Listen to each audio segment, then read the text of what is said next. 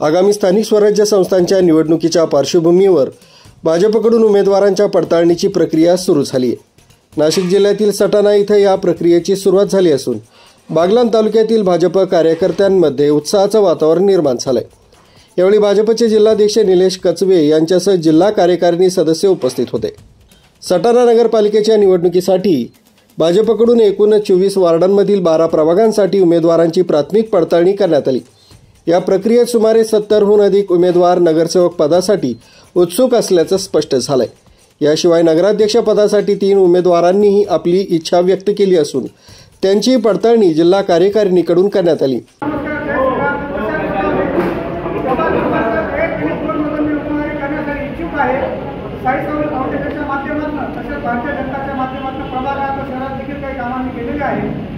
प्रभाग क्रमांक 1 मध्ये अनेक रस्ते त्यानंतर आपण महत्त्वाचा प्रश्न जो आहे तो गटारीचा आहे तो रस्ते असतील स्वच्छता राबवलेले आहेत। तरी पक्षाकडे माझी विनंती आहे की प्रभाग क्रमांक 1 आणि 2 मध्ये मला विचारावा, जर पक्षाने सांगितलं तुम्ही थांबून जायच्या मागे उभं राहतील ती पण आमची तयारी आहे एवढी विनंती करता मी प्रभाग क्रमांक 1 मधून उमेदवारी मागण्यास इच्छुक आहे। तरी माझा विचार करावा। प्रभाग क्रमांक 1 निर्मला एकनाथ बोराडे। मी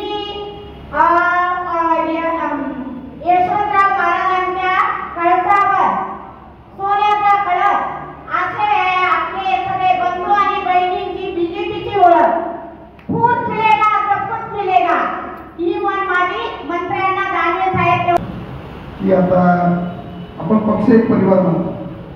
परिवारामध्ये काही गोष्टी चांगल्या करता येईल किंवा वाईट करता येईल, तर या सर्व गोष्टी आपण बघितल्या पाहिजे आणि त्याच्यावरती ज्या ठिकाणी चुकीचं होत असेल तर ती गोष्ट थांबवली पाहिजे आणि ज्या ठिकाणी चांगलं होत असेल तर त्याचं कौतुक करून त्याला पाठिंबा देखील दिला पाहिजे। आता माझं नाव कविता नांगरे आणि किरण नारायण नांगरे यांनी अनेक बीजेपीचे कामं केलेले आहेत आणि म्हणजे त्यांच्याकडे तिकीट त्यांना मिळालं नाही, पण ह्यावेळेस निश्चित आम्ही दोघे मिळून नक्कीच सगळे कामं पूर्ण करू आणि पक्षाने तिकीट देण्याचा नक्की विचार करावा अशी धन्यवाद। ही नावं आता वरिष्ठ पातळीवर अंतिम मंजुरीसाठी पाठवण्यात येणार असल्याची माहिती सूत्रांनी दिली आहे। दरम्यान सटाण्यातील राजकीय वर्तुळात भाजप यावेळेस एकला चलो रे या भूमिकेत निवडणूक लढवण्याची शक्यता असल्याची जोरदार चर्चा सुरू आहे। यामुळे आगामी निवडणुकीत सटाणा नगरपालिकेतील राजकीय समीकरणे ही बदलण्याची चिन्ह दिसत आहेत। भाजपच्या या हालचालींमुळे स्थानिक पातळीवर इतर पक्षांमध्येही चळवळ सुरू झाली असून सटाणा आणि बागलाण तालुक्यातील राजकीय वातावरण निवडणुकीच्या पार्श्वभूमीवर अधिकच तापण्याची शक्यता व्यक्त केली जाते। आज सटाणा नगर परिषदेत 24 वार्डांच्या इच्छुक उमेदवारांच्या आज